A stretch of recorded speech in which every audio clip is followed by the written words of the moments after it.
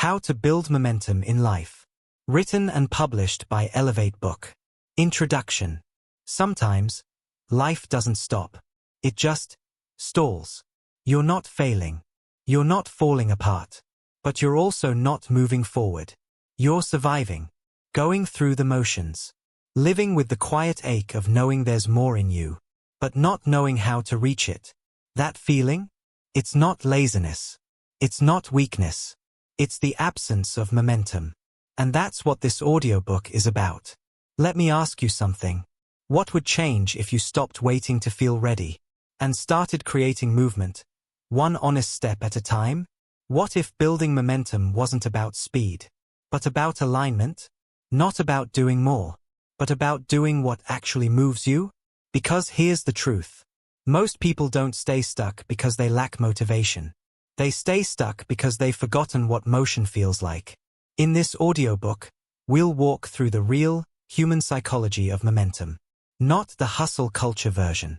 Not the Instagram quote version. But the quiet, gritty, powerful truth of how humans actually shift. Emotionally, mentally, behaviorally, spiritually.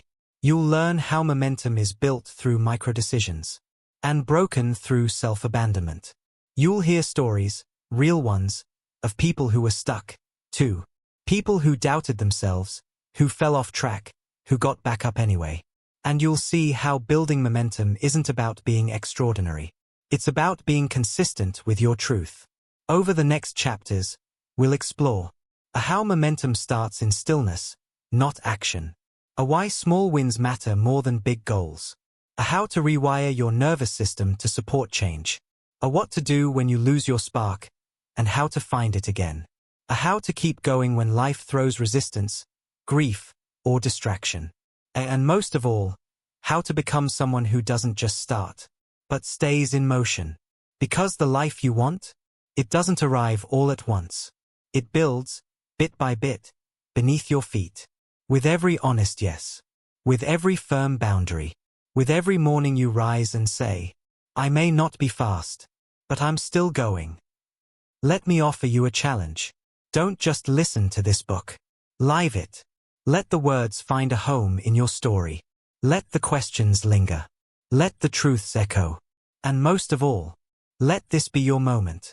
The one where momentum begins again. Not by force. Not by pressure. But by remembering who you are. And moving like you believe it. Chapter 1. When the engine stalls. Let me ask you something. Have you ever felt like you're going through life in neutral? Like you're technically alive, but something's missing? You're breathing. You're functioning. You're even doing the things. But deep down, you're not moving. Not in a way that stirs you. Not in a way that carries you forward. You're stalled. And maybe you don't even know why. Let me take you into that moment, because we've all been there.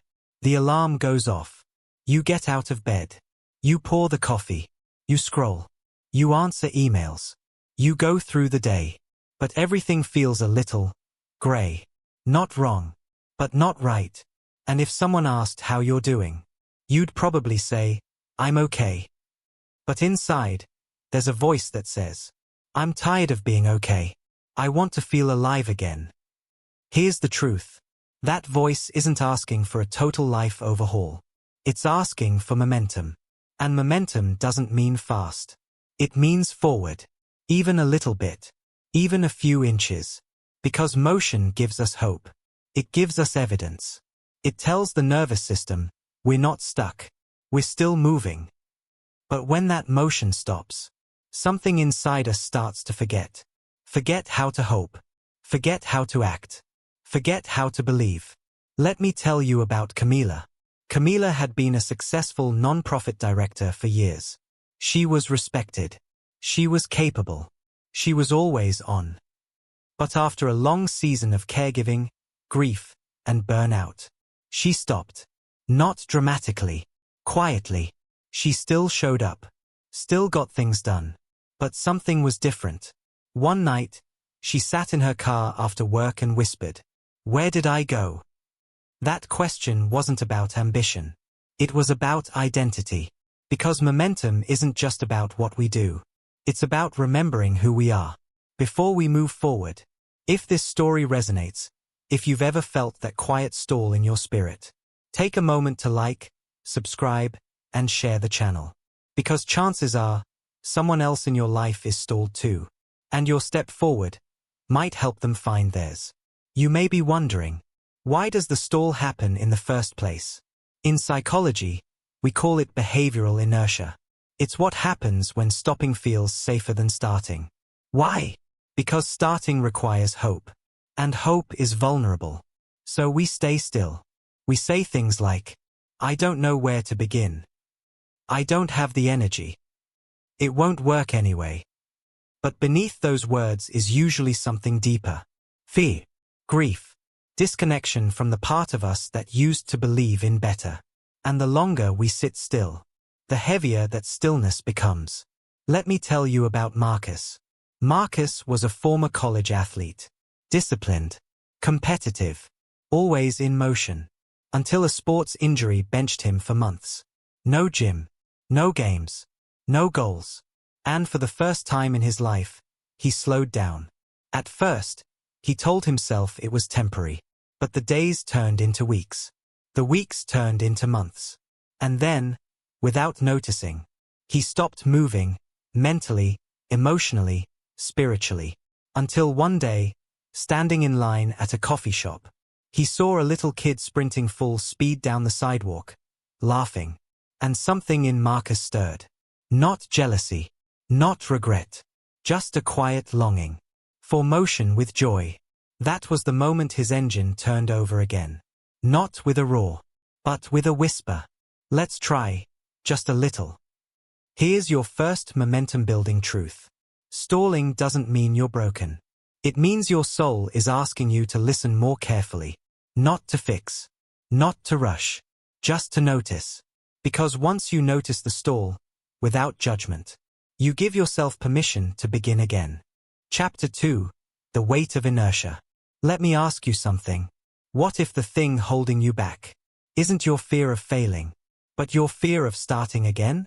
Because starting again means facing what you abandoned, what you avoided, what you said you'd come back to, when things felt easier. But here's what we rarely admit.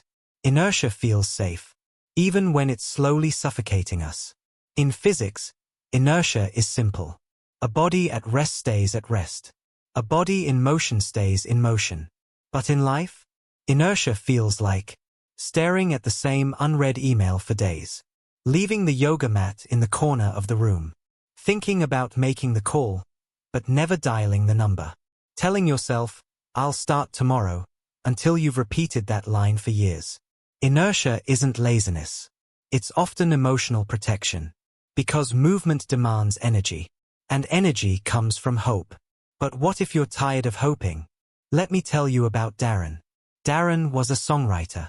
Before his divorce, he wrote constantly. He said music helped him breathe.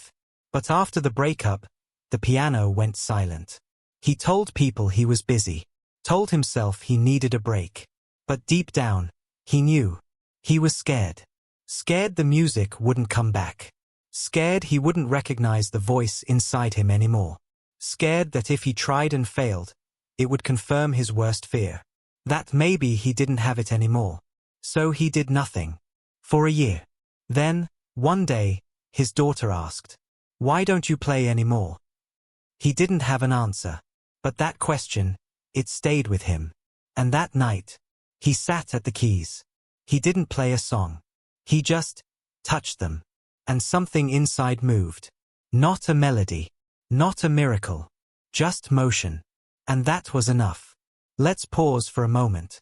If this story stirred something in you, if you've been sitting still not because you don't want to move, but because movement feels dangerous, please like, subscribe, and share the channel. Because your next breath forward might give someone else permission to take theirs. Let's break this down. Why is inertia so hard to shake? Psychologically, there are 3 core drivers. Cognitive overload. Too many options. Not enough clarity. The brain freezes instead of choosing. Emotional resistance. Old fears. Past disappointments. The subconscious says, it's safer here. Identity fatigue. We don't recognize ourselves. We don't trust ourselves. So we wait to feel like us again, before we act. And here's the paradox. We wait for energy. But energy comes from motion. We wait for clarity. But clarity comes from doing. We wait to feel confident. But confidence is built by keeping promises to ourselves. Inertia convinces us to wait. Momentum invites us to move anyway. Let me tell you about Jasmine. Jasmine was a high-performing executive. People envied her drive. But after her mother passed away unexpectedly, everything stopped. She kept showing up to meetings. But her spirit wasn't there. At night, she stared at the ceiling, asking herself one question. What's the point of it all? Months passed, and one day, her friend handed her a blank journal. On the front was written, "Start small." That night, Jasmine wrote 3 words. "I'm still here." It wasn't much, but it was a start, a spark in the stillness. And from there, she wrote again, and again, until the words became pages. And the pages became perspective. She didn't need a comeback. She just needed to return to herself. You may be wondering, how do I move again when inertia feels heavier than I can lift? Here's how. Start embarrassingly small. Think 2 minutes. 1 push-up. 1 sentence. Celebrate micro-wins. Momentum is built through acknowledged effort. Connect movement to identity. Say, this is who I am, not just this is what I do. Honor the resistance. Ask it what it's protecting you from. Then thank it, and move anyway. Repeat before you scale. Master the rhythm of showing up, not just doing more. Because momentum isn't created by leaps. It's created by loops. Routines. Rhythms. Moments of motion that say, I'm coming back to life, 1 breath at a time.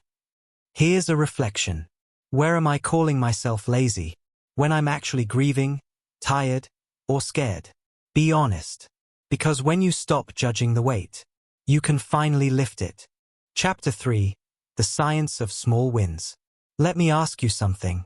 When did small stop being enough? When did a 5-minute walk feel like failure because it wasn't an hour? When did writing 1 paragraph feel meaningless because it wasn't a chapter? When did the idea of starting small start to feel like not starting at all? We've been taught to chase big breakthroughs, big leaps, big gestures. But momentum isn't built in those dramatic moments. It's built in the quiet ones, the consistent ones, the ones that seem too small to matter, until they change everything. Here's the truth. We don't fail because we aim low. We fail because we expect too much, too fast, from a nervous system that's still trying to feel safe. Small wins aren't a compromise. They're a strategy. They're the breadcrumb trail back to belief. Because every time you complete something, no matter how tiny, you prove to your brain, I keep my word. I follow through. I'm becoming who I say I am. And your brain? It remembers that. It builds trust with you, 1 small win at a time. Let me tell you about Elena. Elena was trying to rebuild her life after a career burnout. She had quit her job without a plan. At first, she thought she'd rest. Take time. Figure it out. But 2 weeks turned into 6 months. And her confidence collapsed. She started writing down tasks. Update resume. Apply to 5 jobs. Launch freelance website. She didn't complete a single one. Until one day, she read something that stopped her.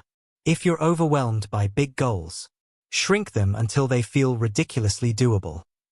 So she made a new list. Write name at top of resume. Open job site, no need to apply. Make a folder called freelance stuff. She finished them all. And for the first time in months, she felt capable again. That wasn't laziness. That was strategy. That was a woman learning to move at the speed of healing. Let's pause here. If you're feeling called to rebuild your momentum the gentle way, take a moment to like, subscribe, and share this message. You might help someone else stop judging their slow steps and start trusting their real ones. There's a psychological principle called the progress principle. It says that the single greatest motivator in long-term success isn't passion, or purpose, or even discipline.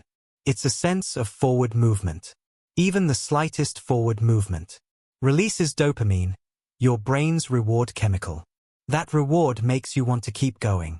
So when you finish something, even something tiny, you're not just making progress.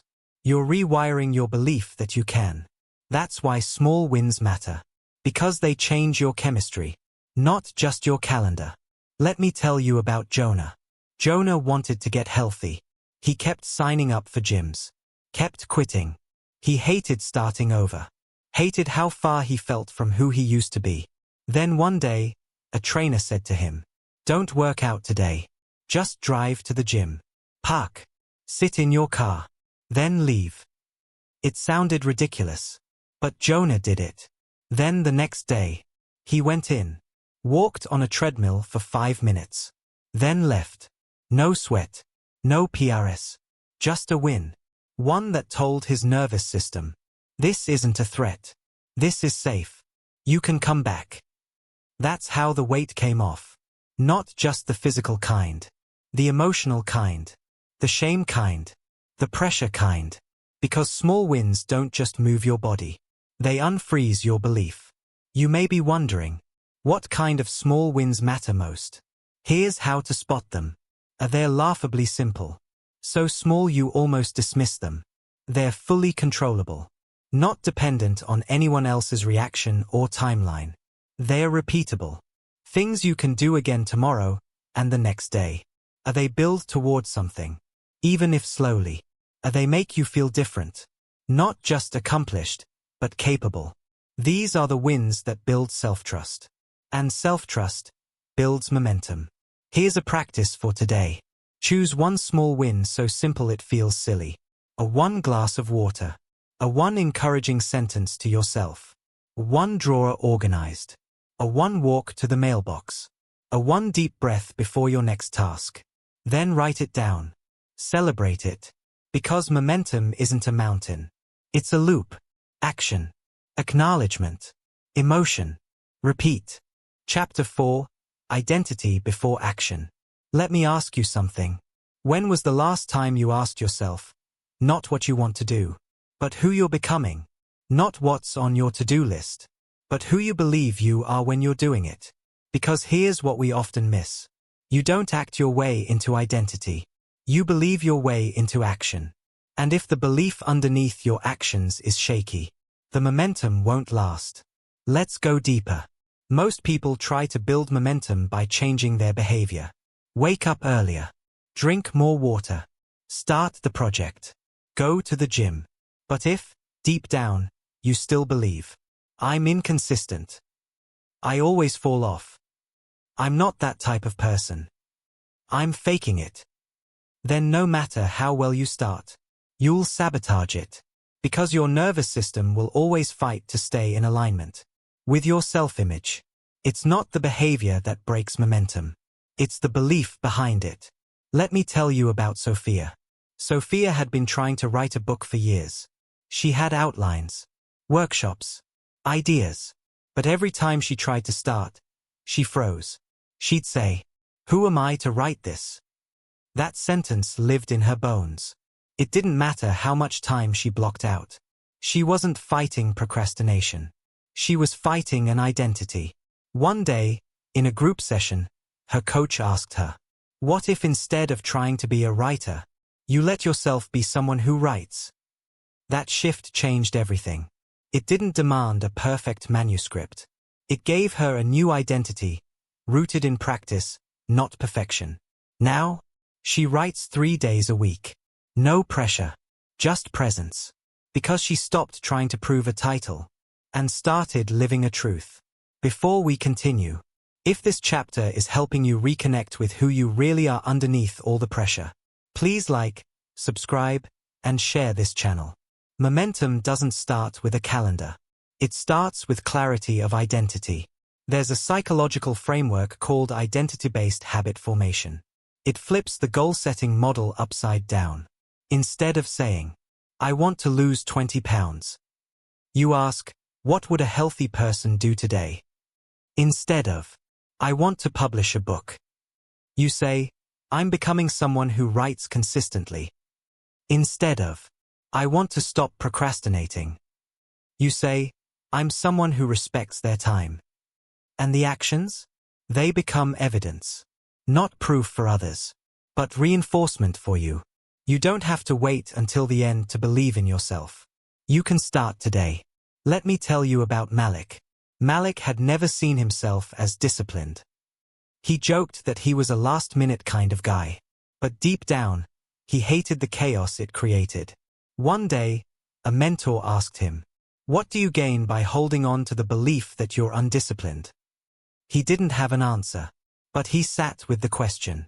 And slowly, he started redefining what discipline looked like. It wasn't military rigidity. It was turning off his phone at night, setting up his clothes the night before, putting a reminder on his mirror that said, I'm someone who honors my energy. After 2 months of these small, identity-based shifts, he no longer needed motivation. He had momentum, because now, his actions weren't a performance. They were a reflection of who he believed he was. You may be wondering, how do I build identity that supports the momentum I want? Here's how. Name it clearly. I am someone who, finish the sentence with who you want to become. Act in alignment, even in tiny ways. Let behavior be proof, not pressure. Say it out loud. Repetition rewires belief. Speak your identity like a prayer. Notice resistance. If something inside says that's not me, explore that. What wound is it protecting? Surround yourself with mirrors. People who already live the identity you're claiming. Their presence will reinforce yours. Because who you believe you are is the foundation beneath every step you take. Here's your practice for today. Complete this sentence with care. I am becoming someone who. Don't rush it. Make it real. Make it honest. Then, do one thing that makes that sentence true. Even if it's small. Even if it's silent. Even if no one sees. Because you'll know. And that knowing? That's where self-trust starts to grow again. Chapter 5. Motion over motivation. Let me ask you something. How many times have you waited to feel motivated? And it never came? You sat there. You scrolled. You read the quotes. You watched the videos. You hoped something inside would click. And still, nothing. So you said what most of us say. I'm just not feeling it today. And quietly, you didn't move. But here's the truth. Motivation is unreliable. Motion is not. We've been taught to wait for a feeling. To act when we're inspired. To move when we're ready. To push when something inside says, now. But real progress doesn't start with inspiration. It starts with a decision. A decision to move first. Even when you don't feel like it. Especially then. Because action doesn't follow motivation. Motivation follows action. Let me tell you about Denise. Denise was an aspiring artist. She loved color, texture, light. But every morning she'd wake up and say, I'll paint when I feel inspired. Some weeks she waited for that feeling. It didn't come. Then one day, her mentor gave her a challenge. Paint 1 brushstroke a day. Just 1. No matter what. She laughed. It felt too small. But she did it. 1 brushstroke. Then 2. Then 30. And before she knew it, she was painting again. Not because she felt like it, but because she showed up. And her body remembered what her mind had forgotten. You don't wait to create flow. You create it through movement. Let's pause here. If this message is giving you the permission to stop waiting and start moving, take a moment to like, subscribe, and share the channel. You might help someone else replace I don't feel like it with I'm going to take 1 step anyway. Let's explore the science. In behavioral psychology, there's a principle called activation energy. It's the energy required to begin a task, just to start. Once you start, the energy required drops. But getting started? That's where most people stop. So what's the trick? Lower the barrier. Instead of, I need to work out for an hour. Try, I'll put on my shoes and walk for 5 minutes. Instead of, I need to clean the house. Try, I'll do one drawer. Instead of, I need to write a business plan. Try, I'll jot down one idea. Because motion creates momentum, not the other way around. Let me tell you about Jay. Jay was trying to get back into reading. He missed books, missed how they made him feel. But every time he picked one up, he felt distracted, unmotivated, restless. Then one night, he told himself, just read one page. That's it. So he read one, then 3, then 25. Not because the motivation showed up, because he did. That's the moment his reading habit returned. Not as a chore, but as a rhythm. You may be wondering, what if I start moving, but still don't feel it? That's okay. Because motion isn't about feeling good all the time. It's about building trust with yourself. Here's what to remember. Start with the smallest possible action. If it feels like too much, it is. Shrink it. Count effort, not outcome. Showing up counts, regardless of how much you produce. Detach from perfection. Motion is messy, but mess is progress. Track your consistency. Let visible streaks remind you, I'm building something. Forgive the pauses. Life isn't linear. You're allowed to rest. Just don't quit. Because every time you move, even without motivation, you reinforce the belief. I can do hard things. I can move without the mood. I don't need to wait to be ready. Here's a practice. Today, choose one thing you've been avoiding. Then do the tiniest version of it possible. Set a timer for 2 minutes. Start. Stop when the timer ends. That's it. Let the simplicity build trust. Let the motion build confidence. Because once you start, you'll want to keep going. Chapter 6. Make it easy to begin. Let me ask you something. What if the real reason you're not starting isn't because you're lazy or unmotivated, but because the way you've set things up is making it hard to begin? See, we tend to think momentum comes from grit, discipline, willpower. But momentum rarely begins with force. It begins with friction removal. Because the easier something is to begin, the more likely it is to continue. Here's the truth. Your brain doesn't want resistance. It wants relief. It wants reward. So when a task feels too complicated, too overwhelming, too far away from where you are now, your brain says, not now, maybe later. And later becomes tomorrow. Tomorrow becomes never. This is why so many people don't fail because they can't finish. They fail because they don't make it easy enough to start. Let me tell you about Priya. Priya wanted to journal again. She had dozens of half-filled notebooks. She told herself, I need a quiet space, a candle, the perfect pen, 30 minutes. But by the time she had all that, she was too tired to write. One day, her therapist said, what if you just used the Notes app on your phone? 1 sentence. No rules. No ritual. So she tried it. One night, while brushing her teeth, she typed, today felt heavy, but I kept going. That's it. The next night, she wrote again. A week later, she wanted to sit down with a notebook, because she'd made it easy enough to begin. And when beginning feels doable, momentum becomes natural. Let's pause here. If you're starting to realize that your life might change by simplifying, not intensifying, please like, subscribe, and share this channel. Because someone else might be stuck right now. Simply because they're trying to start in a way that's too hard. There's a concept in behavioral design called choice architecture. It means shaping your environment so that the easiest choice is the one you actually want to make. You remove friction. You reduce the number of decisions. You make the right action the path of least resistance. So instead of relying on motivation, you rely on design. Here's how that looks. You want to read more? Put the book on your pillow. You want to eat healthier? Prep snacks before the cravings. You want to stretch in the morning? Lay out your mat the night before. You want to make fewer impulsive purchases?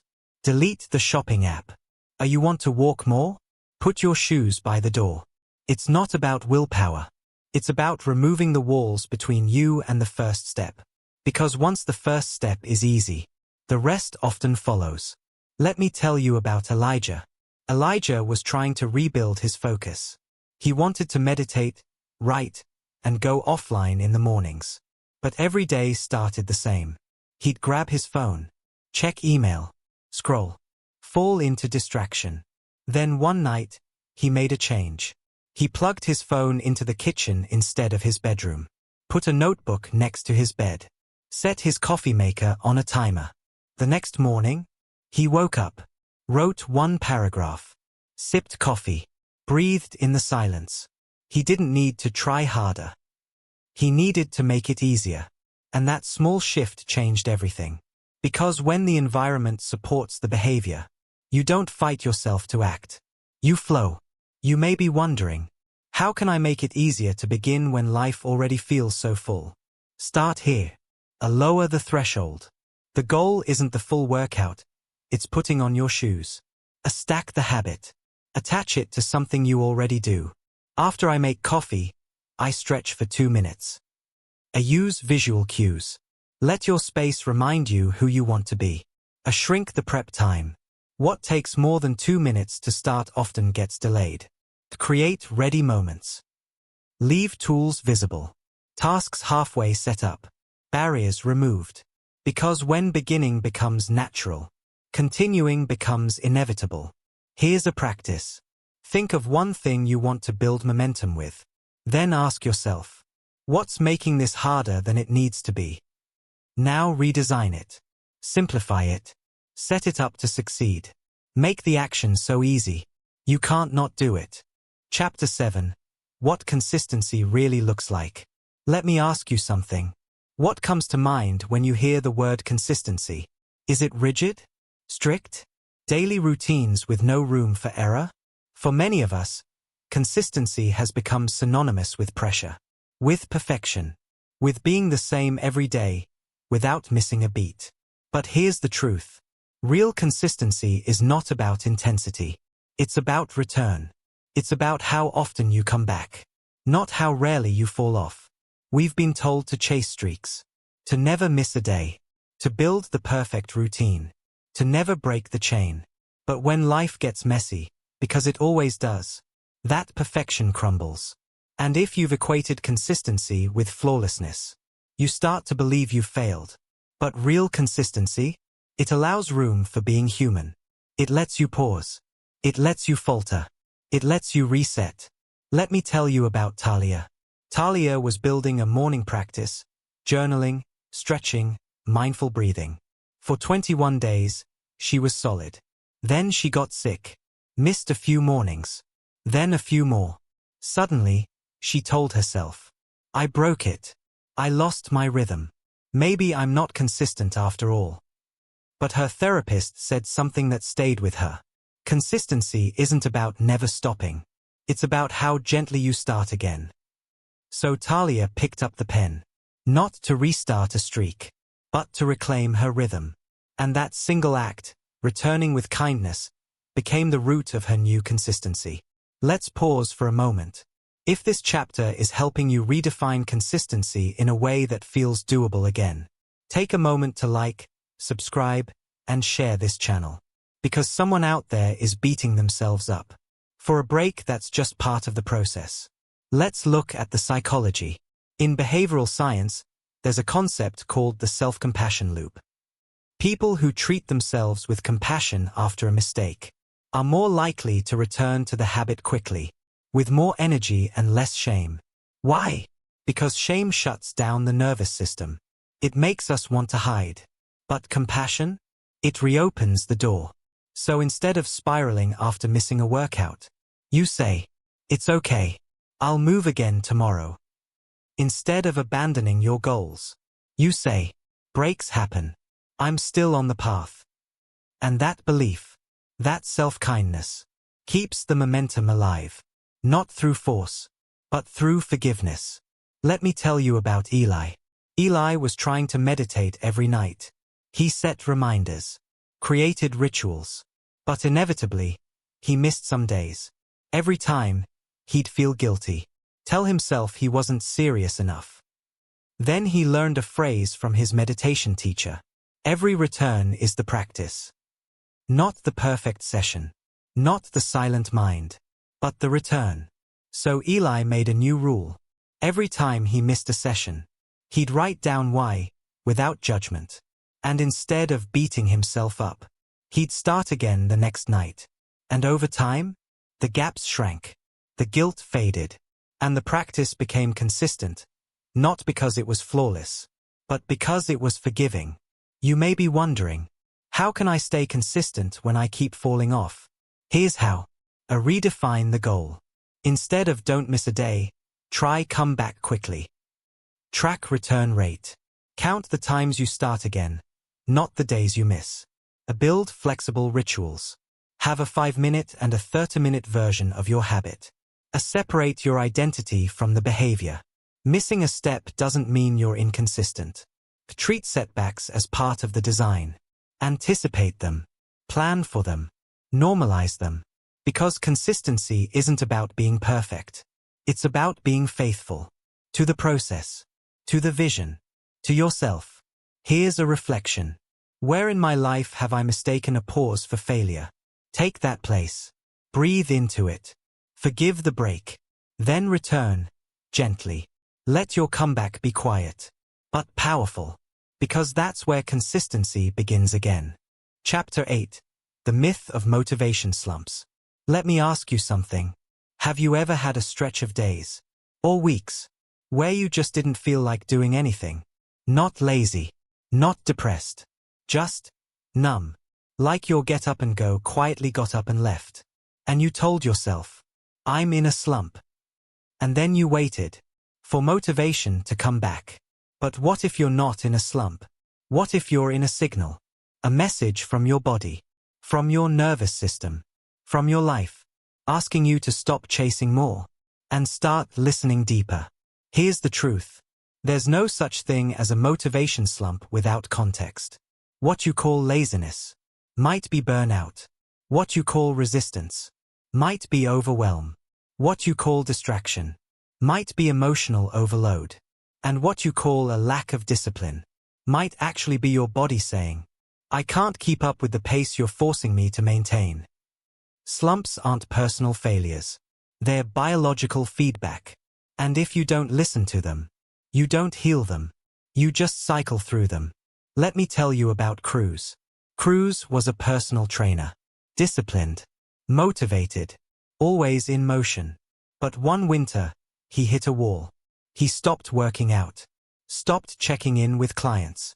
Stopped showing up the way he used to. And the guilt hit hard. He kept asking himself, what's wrong with me? Until a friend asked something different. What happened before the slump started? And Cruz realized. His dad had been hospitalized.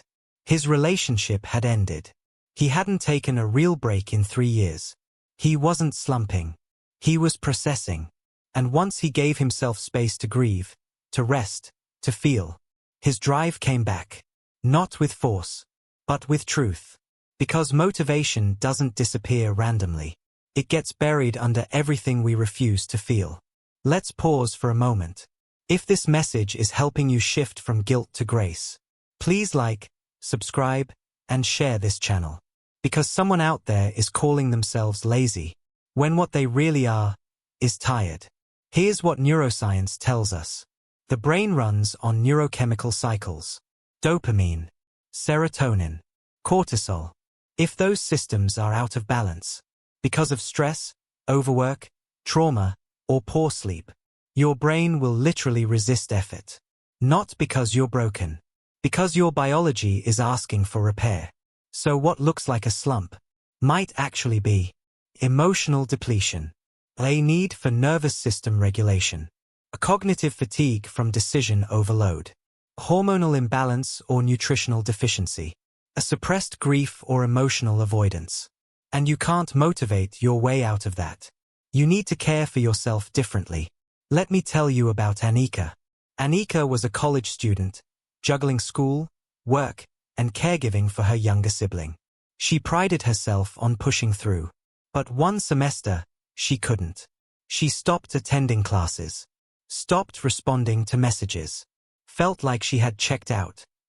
She told her advisor, "I don't know what's wrong. I just can't care anymore." And he said something that changed her. When survival becomes your baseline, the brain shuts down anything that isn't urgent. You're not lazy, you're in preservation mode. Anika cried for the first time in months. And slowly, she gave herself permission to rest, to eat better, to talk to someone. Within weeks, her energy shifted. Because her slump wasn't a failure. It was a flag. And once she honored it, she rose again. Not because she pushed harder, but because she healed. You may be wondering, how do I tell the difference between a slump that needs action and a slump that needs rest? Ask yourself, what happened before this began? Have I been asking too much of myself lately?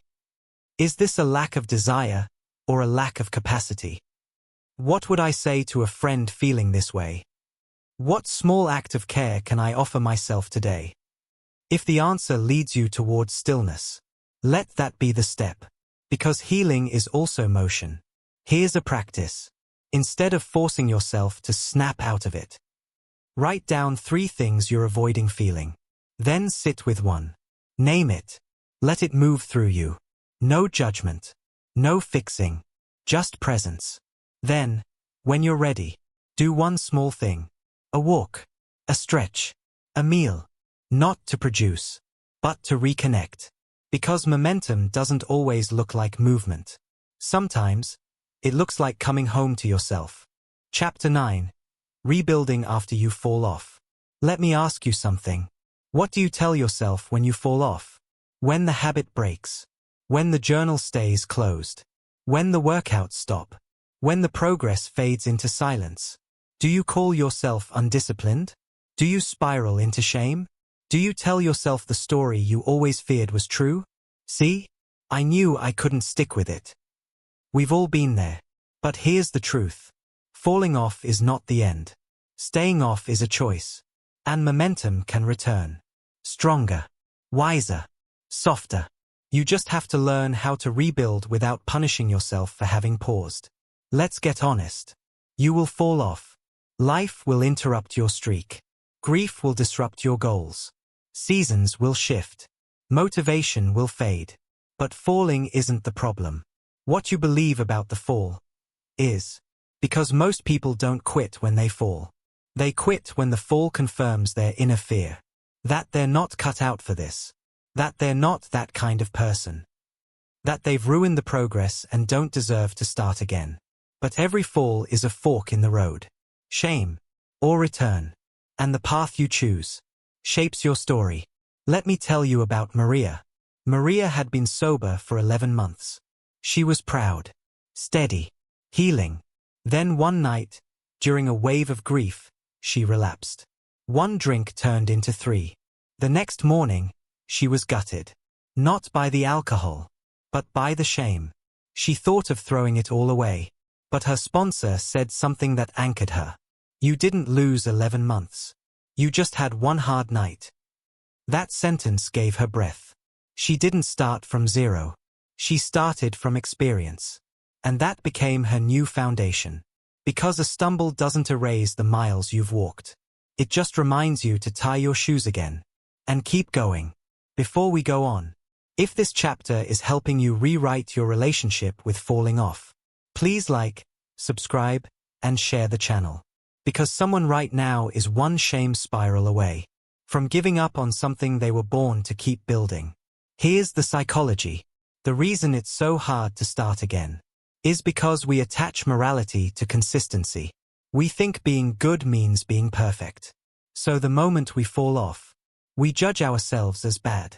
That's why many people don't return to the gym, or their creative work, or their healing process. Not because they don't want to, but because they don't feel worthy to. But you don't have to earn your way back. You just have to return. And if you can do that, you're already rebuilding. Let me tell you about Isaac. Isaac was a dad of 3, trying to build a morning meditation habit. It was going well, until life got chaotic. Kids got sick. Work got stressful. He fell off for weeks. One morning, he caught himself reaching for his phone instead of his breath. He sighed and said, "I'm so bad at this." But then he remembered something his wife told him. "You're not bad. You're beginning again." So he Saturday, just for 3 minutes. Eyes closed. Hands steady. It wasn't perfect. But it was powerful. Because it was proof that rebuilding doesn't require being ready. It just requires being willing. You may be wondering, what does rebuilding actually look like? Practically? Here's how to do it with kindness and clarity. A start where you are, not where you left off. You don't need to make up for missed time. A shrink the restart. 1 rep, 1 sentence. 1 breath. That's enough. Change your self-talk. Say, "I'm returning," not "I'm starting over." Find your lesson. Ask, what did this fall teach me about what I need to thrive? Set up support. Don't rebuild alone. Let others hold space while you find your footing again. Because the most powerful form of momentum isn't speed. It's resilience. Here's a reflection. When I fall off, what do I make it mean about me? Write it. Name it. Then rewrite it. Replace shame with story. Replace pressure with presence. Say to yourself, "I'm not broken. I'm rebuilding." And every time you return, you become someone even more anchored. Chapter 10. The Power of One Aligned Step. Let me ask you something. Have you ever felt like you were doing everything right and still getting nowhere? You had the checklist, the planner, the podcasts, the goals, and yet, no shift, no traction, no fire. It's exhausting, isn't it? But here's the truth. Doing more doesn't guarantee momentum. Doing what matters does. One aligned step is more powerful than 100 anxious ones. We live in a culture obsessed with movement, with multitasking, with proving we're progressing. But momentum isn't about doing a lot. It's about doing what's true. And truth has a rhythm, a resonance, a way of settling into your bones when you're finally walking in the direction that belongs to you. That's alignment. And one step from that place can shift everything. Let me tell you about Nora. Nora had been trying to grow her business for 3 years. She read every book, tried every strategy, worked 10-hour days. But nothing clicked. Until her mentor asked, "What part of this are you doing because it's expected? And what part are you doing because it's yours?" That question landed hard. She realized she was building a version of success that wasn't her own. So she simplified. Let go of what wasn't aligned. Redesigned her offer around what she actually loved doing. And within 3 months, the momentum returned. Not because she pushed harder, but because she realigned her step. Let's pause here. If you're realizing that your energy isn't the problem, your direction is. Take a moment to like, subscribe, and share this chapter. You might help someone else stop sprinting in the wrong direction and start walking in the right one.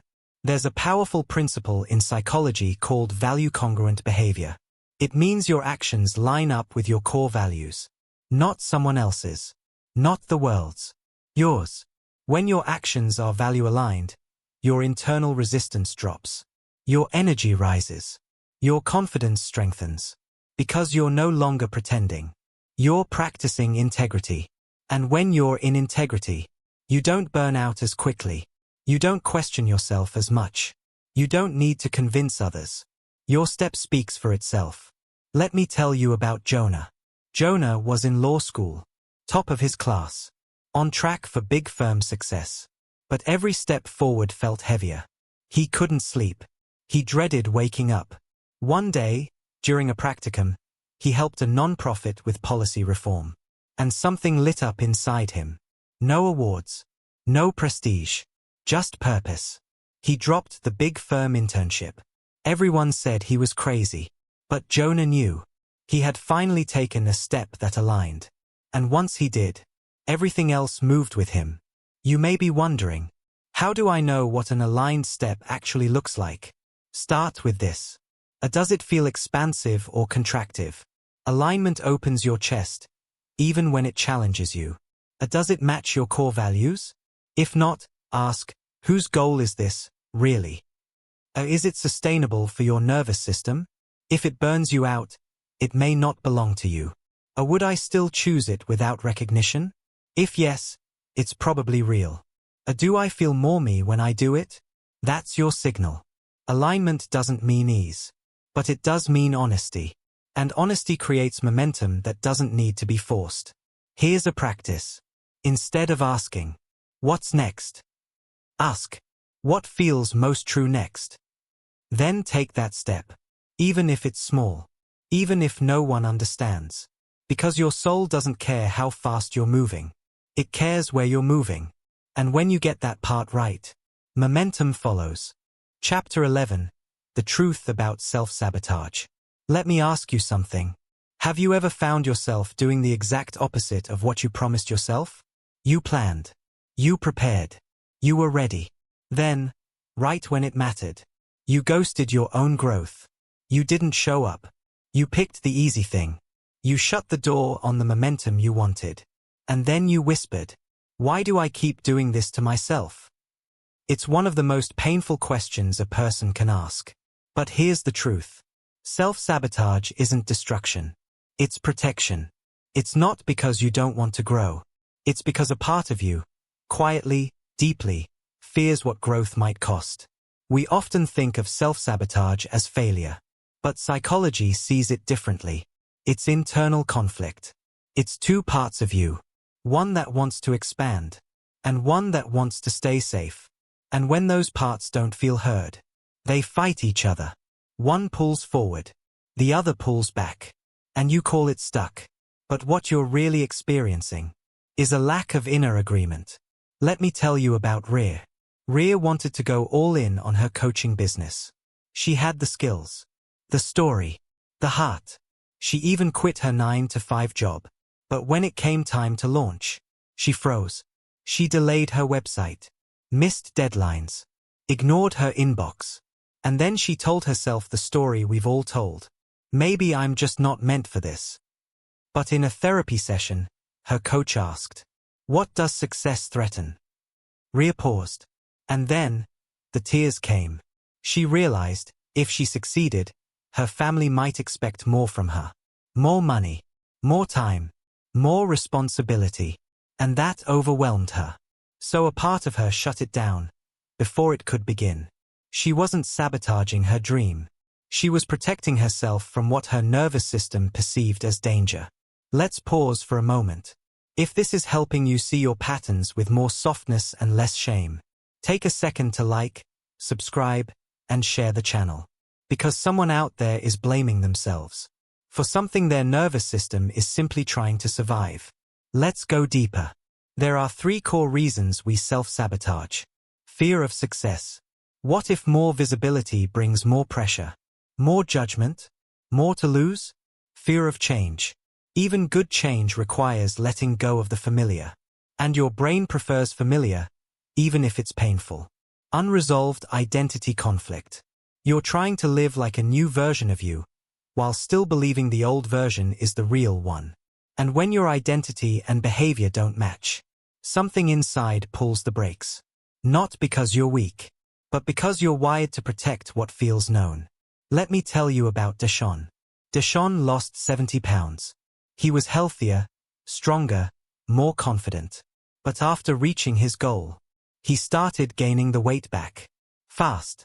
He felt ashamed, confused, until he unpacked it. Turns out, growing up, he had always been the big, funny guy. It was part of how people loved him. And when he changed, he didn't know who he was anymore. So subconsciously, he went back. Not because he wanted to, but because that identity still felt safer. Once he understood that, he could build a new identity. One that allowed both his health and his humor. And he kept the weight off. Not because he worked harder, but because he stopped fighting himself. You may be wondering, how do I stop self-sabotaging when I see it happening? Here's how. Pause without punishment. Say, something in me feels threatened. I want to understand it. Name the fear beneath the resistance. Ask, what am I afraid success will cost me? Create inner agreements. Reassure the scared part of you, we'll grow together, and I won't abandon you. Rebuild identity. Say, I'm safe as the person I'm becoming. I don't need to be who I was. Seek regulation, not motivation. Breathwork, movement, rest, anything to calm the nervous system when the fear rises. Because when your body feels safe to grow, your actions stop trying to protect you from the very thing you want. Here's a reflection. Where am I sabotaging my momentum? Because I haven't made peace with what success might demand of me. Write the fear. Honor the fear. Then reframe it. Tell yourself, I can grow, without losing myself. Because when all parts of you feel safe to move forward, you stop fighting yourself and start freeing yourself. Chapter 12. Turning setbacks into setup. Let me ask you something. What if the worst thing that happened is actually setting you up for your next breakthrough? What if the door that closed wasn't meant to punish you, but to redirect you? We call them setbacks, failures, delays, disappointments, moments that stop our momentum in its tracks. But what if they're not the end? What if they're the floor beneath your next step? Here's the truth. Setbacks hurt. They are humbling, confusing. They strip away the certainty we cling to. But momentum isn't built by avoiding struggle. It's built by reframing it. By asking, how is this slowing me down? So I can move forward more clearly. Because sometimes what looks like an obstacle is actually a bridge. You just have to walk across it differently. Let me tell you about Theo. Theo had been building a startup for 2 years. Pitching, fundraising, burning the candle at both ends. Then, right before a major deal closed, his investor pulled out. Everything collapsed. He called it the worst week of his life. He went numb, stopped talking to his team, almost quit the whole thing. Until one night, his friend asked him, if this didn't break you, what did it build in you?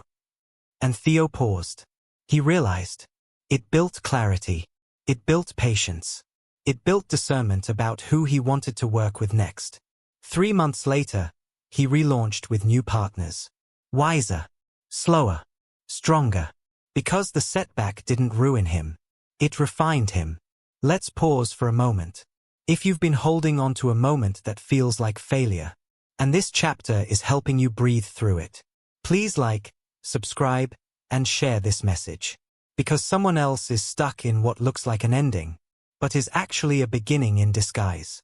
Here's the psychology. Your brain processes setbacks as threat. It activates the same system used for physical danger, which means you'll naturally want to shut down, withdraw, blame, run.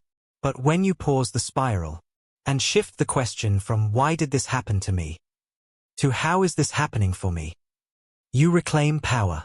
And in that power, momentum returns. Not immediately, but undeniably. Because the pain becomes useful. Let me tell you about Jade. Jade was training for a marathon. 10 weeks in, she tore a ligament. She was devastated. All that progress, gone. But as she recovered, she started swimming. Then strength training. Then therapy. And by the time her body healed, her mind was stronger than ever. She didn't run the race she trained for, but she ran something deeper. The race back to herself. And that version of her? More grounded, more resilient, more real. Because the setback wasn't subtraction. It was setup. You may be wondering, how do I know if a setback is here to stop me or strengthen me? Here's the truth. Or if it stripped something false, be grateful. Or if it slowed you down long enough to see clearly, pay attention. Or if it forced you to feel, let that become fuel. Or if it cracked your identity, build one that's more honest. Or if it hurt, heal. Then move again. Because healing is momentum. Just slower. Just deeper. Just quieter than the world claps for. Here's a practice. Think of a setback you're carrying. Write down. This felt like a loss. But it taught me. Don't rush it. Don't minimize it. Let the lesson rise. Because the setup only reveals itself to the ones willing to look beneath the wreckage. Chapter 13. The environment that shapes you. Let me ask you something. Are you struggling to stay consistent? Or are you just trying to grow in an environment that makes growth feel impossible? We talk a lot about mindset, discipline, willpower. But here's the truth. Your environment will always win. Over your plans. Over your goals. Over your good intentions. Because you are not just a product of your habits. You are a product of your surroundings. Momentum is not just internal. It's environmental. It's built, or broken, by what's around you, and who is around you. The sounds, the screens, the energy, the voices you absorb without even realizing it. If your environment doesn't support who you're becoming, it will slowly pull you back toward who you've been. Let me tell you about Micah. Micah was trying to change his morning routine. He wanted to wake up earlier, read, stretch, journal. But every morning, he hit snooze. Every night, he scrolled in bed. He kept blaming himself. I'm just not disciplined enough. But one day, he made a simple change. He moved his phone out of the bedroom, put his journal on his pillow, set his workout clothes on the floor. Within a week, everything shifted. Not because he got better, but because he stopped letting his environment work against him. He finally made it easy to become who he was trying to be. Let's pause here. If this chapter is opening your eyes to the invisible pressure your environment puts on your progress, please like, subscribe, and share this channel. Because someone else is stuck in a space that doesn't support them, and your shift might help them make one too. In behavioral science, there's a principle called context dependency. It means your behaviors are tied to the environment where they happen. That's why you can meditate at the studio but not at home. Eat clean on vacation but fall apart at your desk. Feel confident around certain friends, but small around others. Because where you are shapes who you allow yourself to be. And when your environment is full of noise, clutter, conflict, or temptation, it becomes harder to access the version of you that's ready to rise. Let me tell you about Grace. Grace was healing from a toxic relationship. She moved out, started therapy, journaled every day, but her progress stalled. Why? Because every night, she still followed her ex on social media, still listened to playlists they made, still sat in the apartment they once shared. Her body had left, but her environment hadn't. So she cleared it. She deleted old threads, took down the photos, repainted the walls, changed the furniture, and something inside her finally let go. Because when the outside aligned with the inside, momentum returned. You may be wondering, how do I design an environment that supports my momentum? Here's how.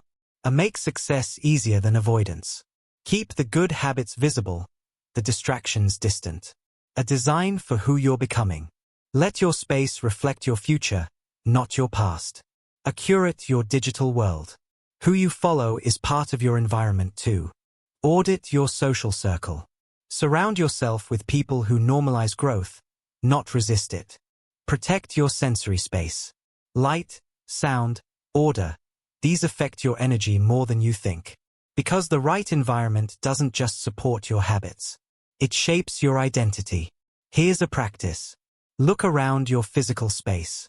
Ask, does this room reflect who I was, who I am, or who I'm becoming? Then choose one corner, one drawer, one screen, and change it to support your next level. Even a small shift sends a big signal to your brain. We're becoming someone new now. Chapter 14. Becoming your own source of momentum. Let me ask you something. Who do you rely on to get going? Who do you wait for to validate the step you're ready to take? Whose energy do you borrow? Before you give yourself permission to move, we all do it. We wait for a push, for a spark, for a sign from the outside that says, now you can begin. But here's the truth. You don't need a push. You need a permission slip from yourself. Because the most sustainable momentum is the kind you don't have to chase. It's the kind you create. For most of your life, you've been conditioned to believe. You need a coach to stay accountable. A goal to feel worthy. A deadline to follow through. A community to prove you belong. But what if, for a season, you became the source? Not because you're isolated. Not because you never ask for help. But because your inner engine finally started turning on its own. Because that engine? It's been there all along. It just got quiet. Under doubt. Under distraction. Under delay. And now, it's time to reignite it. Let me tell you about Roman. Roman used to get his drive from praise. He worked harder when people noticed. When his boss complimented him. When his partner called him inspiring. But the moment the applause stopped, so did he. He thought he had a discipline problem. But what he really had was an external validation dependency. Until one day, during a hike, he heard something inside say, "If no one claps, would you still climb?" That question cracked him open. And from then on, he started tracking progress by how he felt, not how others responded. And for the first time in years, his momentum became consistent. Because now, it was self-powered. Let's pause here. If this chapter is giving you a reason to turn inward, to stop waiting for permission and start giving it to yourself, take a moment to like, subscribe, and share the channel. Because someone out there is standing still. Not for lack of ability, but because they've forgotten how to source their own spark. Here's the science. In psychology, this is called intrinsic motivation. It's the inner drive to do something for the sake of the experience itself. Not for a reward. Not for recognition. When your momentum is extrinsic, you burn out fast. Because it's tethered to approval. But when it's intrinsic, you move differently. You show up because it matters. Because it aligns. Because it feeds you. Even if no one notices. Even if no one celebrates. Even if it's quiet. And that kind of movement, it doesn't just last. It compounds. Let me tell you about Amina. Amina was a single mom going back to school. She studied late. Worked weekends. Barely slept. And no one saw it. No awards. No applause. But every night, before bed, she'd whisper, "We're doing this. And I'm proud of you." She became her own witness. Her own encourager. Her own fuel. And every degree. Every promotion. Every forward step. It came from that voice. The one no one else heard. But the one that saved her. You may be wondering, how do I become my own source of momentum? Here's how. Decide your reason. Let it be emotional. Personal. Yours. Track what matters to you. Not what others see. Celebrate without performance. Say, "Well done," even when no one claps. Anchor into identity. Remind yourself, this is who I am now. Build rituals that light you up. Not what's trending. What's true. Because once you become the source, you stop running on fumes. You stop waiting for someone else to carry you. You build your own wind. Here's a reflection. What would I still do? Even if no one ever saw it? Let that answer become your fuel. Because that's where the real power lives. Not in the spotlight, but in the decision to keep going anyway. Chapter 15. How to stay in motion when no one is watching. Let me ask you something. Would you still keep going? If no one ever clapped? If no one noticed? If no one followed? If no one said good job or you're amazing or I see you? Would you still get up early? Still show up for your goals? Still pour yourself into the life you say you want? Or are you only moving when there's an audience? Because here's the truth. Most of your transformation will happen in private. And if you don't learn how to honor the unseen, you'll keep stalling whenever validation goes silent. We crave recognition. That's human. But real, lasting momentum doesn't come from applause. It comes from alignment. From the internal compass that says, this matters, even if no one's watching. Because if your momentum is dependent on being seen, it will vanish the moment life gets quiet. But if it's anchored in your why, it will carry you through every silent room. Let me tell you about Celine. Celine was building a daily yoga habit. Not to post. Not to teach. Not to impress. Just to come home to her body. For 90 days straight, she showed up. No selfies. No updates. No accountability partner. Just a mat. A breath. A promise. One day, her friend asked, "How do you stay so consistent without anyone cheering you on?" And she said, "Because I'm not doing it to be watched. I'm doing it to be well." That's the moment you know you've made the shift. When it's no longer about being seen, but about being centered. Let's pause for a moment. If this chapter is reminding you of the power of what you do when no one else knows, take a moment to like, subscribe, and share the channel. Because someone out there is quietly doing the work, and needs to hear that the quiet work still counts. Here's what psychology teaches us. There's a concept called self-determination theory. It says our most powerful motivation comes from three things. Autonomy, the sense that you are choosing your actions. Mastery, the desire to get better at something meaningful. Purpose, the belief that what you're doing matters, regardless of outcome. And none of those require an audience. In fact, they grow stronger without one. Because when you're not performing, you're practicing. When you're not proving, you're becoming. And that kind of growth? It doesn't need permission. It just needs presence. Let me tell you about Ezra. Ezra was a poet. He never published, never posted, never read at open mics. But every night before bed, he wrote 3 lines in a tattered notebook.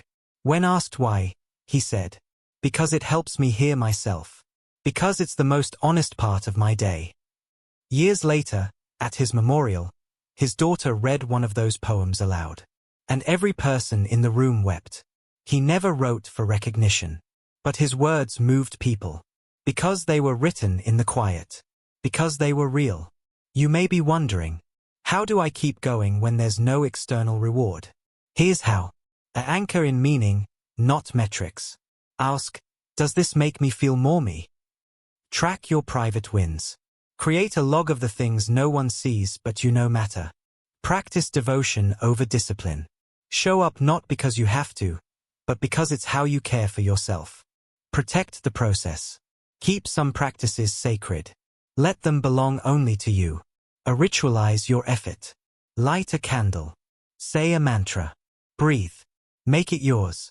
Because when your effort becomes a form of self-connection, it won't need to be seen. It will simply need to be. Here's a reflection. What would I keep doing? Even if it never earned me applause? That answer? That's your real work. That's your root. And everything you grow from there will be steady, honest, whole. Chapter 16. The gift of slowing down without losing your way. Let me ask you something. When you slow down, do you start to panic? Do you feel like you're falling behind? Like momentum is slipping through your fingers? Like the world will move on without you? You're not alone. We live in a world that worships speed. That equates slowing down with laziness. That praises the hustle and forgets the humanness. But here's the truth. Slowing down doesn't mean you're off track. It means you're honoring the pace your soul actually needs. And momentum? It's not always fast. Sometimes, it's quiet. It's steady. It's slow. Let's reframe something. There's a difference between quitting and pausing. Between losing progress and integrating progress. Between burnout and intentional rest. You're allowed to slow down. In fact, it's necessary. Because without slowing down, you'll miss the signals, the whispers, the truth beneath the noise, the realization that maybe you were moving too fast in the wrong direction. Let me tell you about Neve. Neve was a therapist and mother of 2. She did everything right. Wake early, green smoothies, meditation, journaling, yoga. But she was exhausted. Even her self-care had become a performance. Until one morning, she lay on her yoga mat. And instead of moving, she cried. Not because she was broken, but because she realized, I don't want to move faster. I want to feel more present. So she slowed down. She stopped measuring everything. She did less, with more meaning. And her momentum didn't stop. It deepened. Because now it had roots. Let's pause for a moment. If this chapter is helping you breathe again, helping you see slowing down as a gift, not a flaw, please like, subscribe, and share this message. You might help someone else escape the trap of speed and finally rest into the rhythm that heals them. Here's what neuroscience tells us. The brain needs stillness to process, to rewire, to consolidate learning. This is called the default mode network. It activates when you're resting, walking, staring out the window, doing nothing. But that nothing? It's everything. That's where insight happens. Creativity blooms. Identity reshapes. If you never slow down, you never integrate. And without integration, you're just accumulating experiences without ever absorbing them. Let me tell you about Amir. Amir was building a business, working 12-hour days, growing fast. But one day, his body gave out. He collapsed at work. Stress-induced vertigo. He was forced to stop. At first, he resisted, tried to work from bed, tried to strategize through the stillness. But eventually, he surrendered. And during that time, he journaled, reflected, reconnected with why he started. And when he returned, his ideas were sharper, his vision clearer, his joy restored. Slowing down didn't derail his momentum. It realigned it. You may be wondering, how do I slow down without losing my drive? Here's how. Redefine momentum. It's not always visible. Sometimes it's internal. Schedule white space. Not for productivity. For presence. Let rest be part of your routine, not just recovery from burnout. Honor your energy cycles. Some seasons are for planting. Others are for waiting. Trust the invisible work. The inner shifts. The deepening. The becoming. Because the work you do in stillness is just as important as the steps you take in motion. Here's a practice. Today, don't do more. Do less, on purpose. Step outside. Breathe. Pause between tasks. Resist the urge to fill the space. And say to yourself, I am not falling behind. I am falling into rhythm. Because speed doesn't equal progress. Presence does. Chapter 17. Building a life that doesn't need a break from itself. Let me ask you something. When you imagine rest, do you imagine escape? When you dream of vacations, weekends, retirement, is it just to get away from what your life currently feels like? If so, you're not alone. So many of us are surviving a life we secretly want to leave. We're not just tired from working hard. We're tired from working against ourselves. But here's the truth. The ultimate form of momentum is building a life you don't feel the need to run from. A life you don't have to numb, fix, or escape. A life that supports you as you grow, instead of draining you while you pretend. Let's get honest. Many of us don't need more motivation. We need a life redesign. Not more goals, but less guilt. Not more productivity, but more peace. Because momentum isn't created by intensity. It's created by alignment. And when your days are rooted in what actually nourishes you, you move with natural rhythm, not artificial adrenaline. Let me tell you about Jonah. Jonah had built a wildly successful career in tech. High salary, great team, all the boxes checked. But every Friday, he'd feel relief. Not joy. Relief that the week was over. That he didn't have to fake it for 2 days. And one Sunday night, standing over his kitchen sink, he whispered, I'm building a life I need to recover from every weekend. That was his wake-up call. So he didn't burn it all down. He began adjusting, simplifying, delegating, creating boundaries, letting go of the roles that didn't fit anymore. 2 years later, his income didn't double, but his peace did. And that peace? That was his new momentum. Because now, he didn't have to escape his life. He just had to live it. Let's pause for a moment. If this chapter is helping you see that momentum isn't about squeezing more into your days, but about building a day that doesn't squeeze the life out of you, please like, subscribe, and share the channel. Because someone else might be silently carrying a life that was never designed with them in mind. Let's go deeper. The life that burns you out isn't always chaotic. Sometimes it's just misaligned. Misaligned relationships, misaligned routines, misaligned expectations. Things that look good on the outside, but quietly exhaust you on the inside. And momentum won't fix that. You can't self-discipline your way out of a life that's too heavy for your soul. You have to redesign it. With intention. With honesty. With permission to want something gentler. Let me tell you about Karis. Karis was a nurse. Beloved. Gifted. Deeply compassionate. But she worked 60-hour weeks. Missed family dinners. Rarely slept well. She didn't want to quit helping people. She just didn't want to do it in a way that destroyed her. So she made a shift. Moved into holistic care. Started working part-time. Offered community health workshops. Her income dropped slightly. Her joy skyrocketed. Because she wasn't sacrificing her well-being for her purpose anymore. She aligned them. And that alignment? That's when momentum felt effortless. You may be wondering, how do I begin building a life I don't need a break from? Start here. Audit your energy. What drains you? What restores you? List your non-negotiables. Peace. Connection. Creativity. Sleep. What truly matters? Let go of shoulds. Redesign your life for the you are now, not who you were 5 years ago. Adjust slowly. One conversation. One shift. One small brave no. Make ease the design, not the reward. Don't earn rest. Build it in. Because momentum that comes from ease is more sustainable than momentum fueled by survival. Here's a reflection. If I lived in a way that didn't require constant escape, what would I change? Write it down. Be honest. Don't shrink your vision just because it feels far away.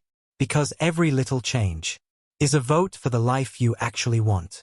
And over time, those votes add up. They become your new normal. Chapter 18. The people who accelerate or delay your growth. Let me ask you something. Are the people around you fueling your fire or draining your spark?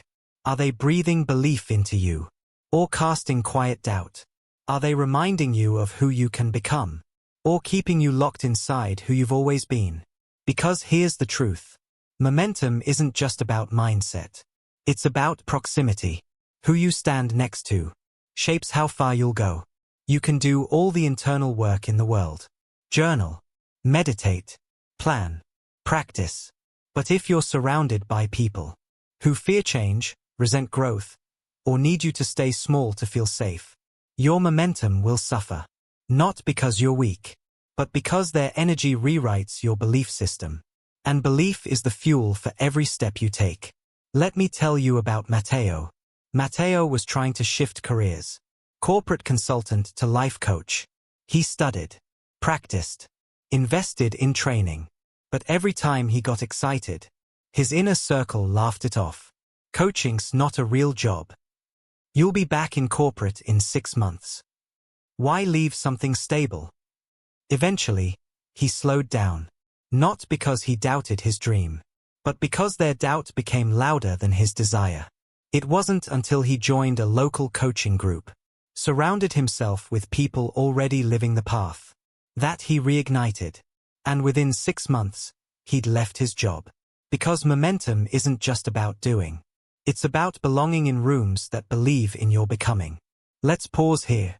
If this chapter is shining light on the role your relationships play in your growth, please like, subscribe, and share the channel. Because someone else might be stuck in circles that used to fit, but no longer match their next chapter. Let's talk psychology.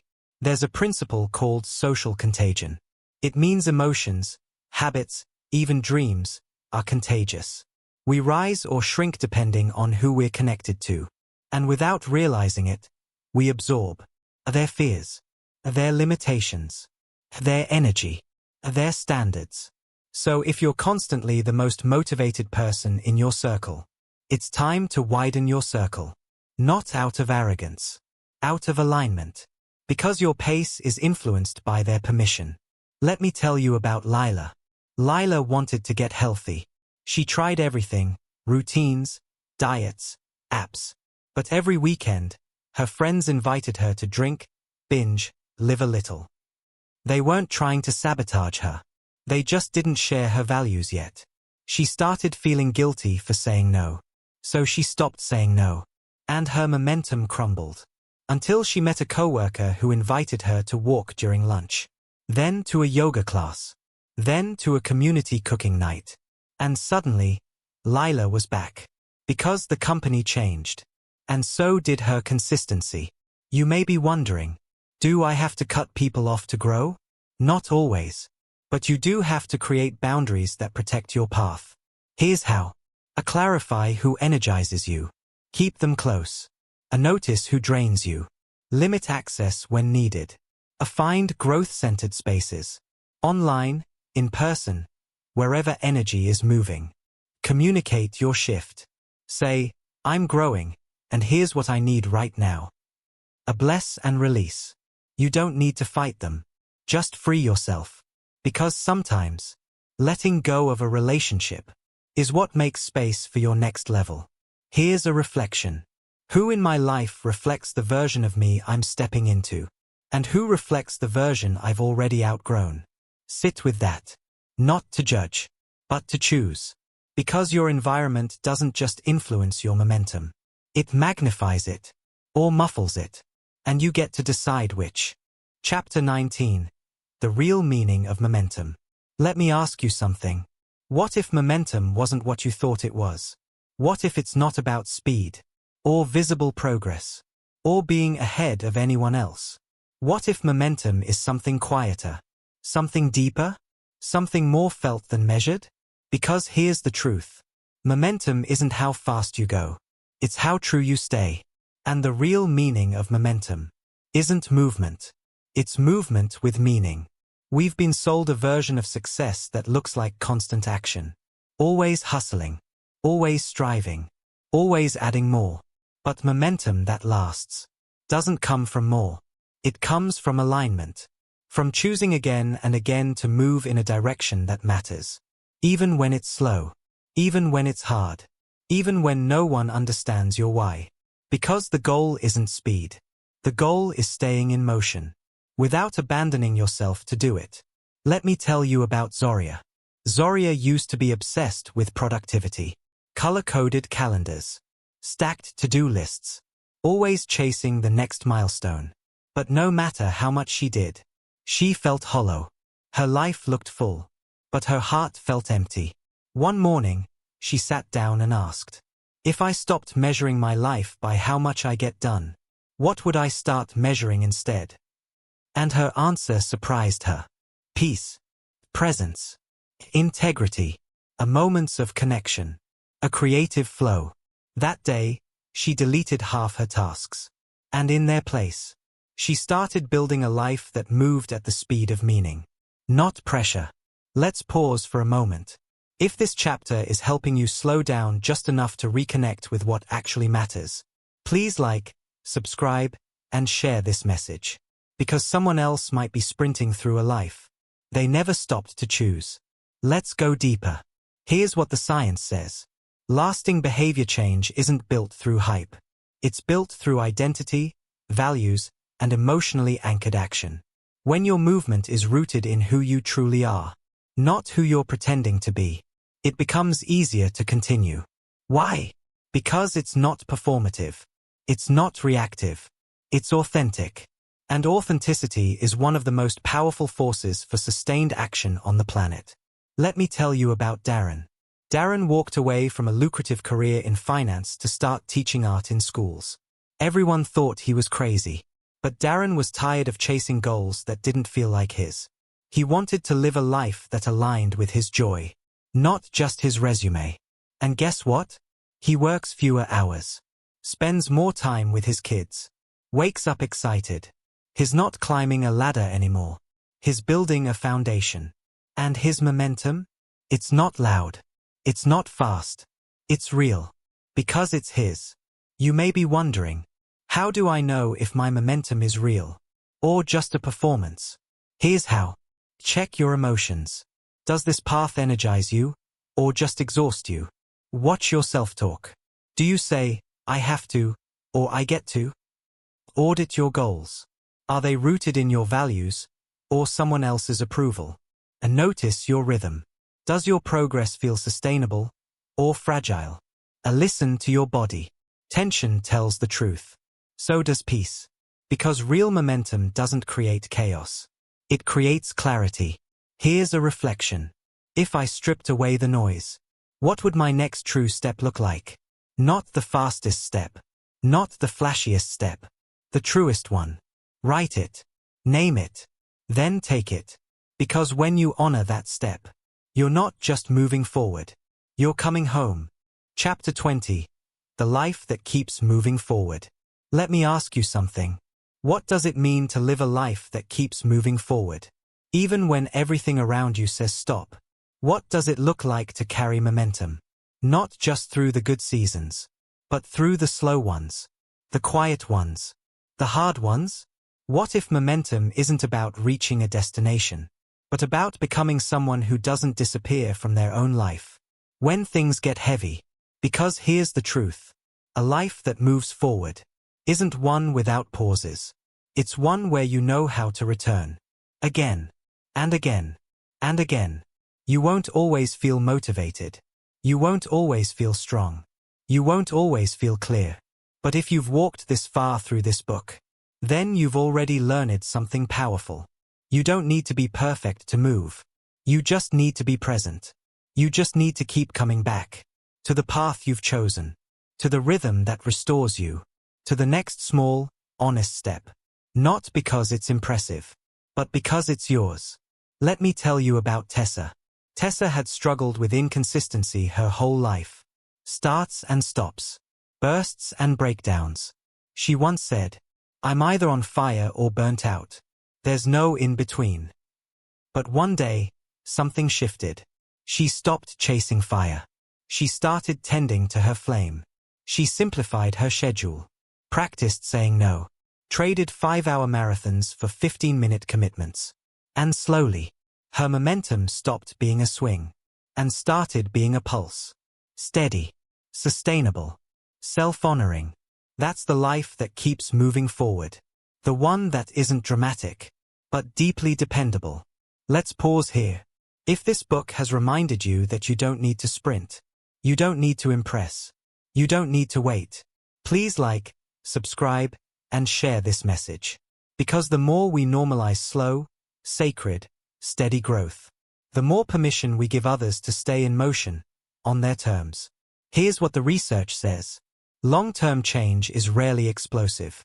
It's adaptive, built through repeated micro-decisions, through emotional resilience, through designing a life you don't want to abandon when things get quiet. And that's what momentum really is. It's not hype. It's not hustle. It's a relationship with yourself. That's honest, compassionate, and committed. Let me tell you about Emeka. Emeka was a high school teacher. He didn't have 1 million followers, didn't write books, didn't post highlight reels. But he woke up each morning and wrote in his journal, worked out for 20 minutes, sat in silence for 5. He brought presence into his classroom, kindness into his community, integrity into every small choice. One of his students once said, Mr. Emeka doesn't change the world all at once, but he never stops becoming someone who could. That's it. That's momentum. Quiet. Consistent. Real. You may be wondering, what now? You've read the book. You've felt the stirrings. You're ready to begin. Again. So here's what I'll say. Don't try to remember everything. Just remember yourself. The self who wants to rise. The self who is ready to move. The self who trusts small steps over big promises. And let that self lead. Not with pressure, but with presence. Here's your final reflection. What do I want my life to feel like? When no one's watching, and nothing is urgent? Write that answer. Let it guide your pace. Let it shape your days.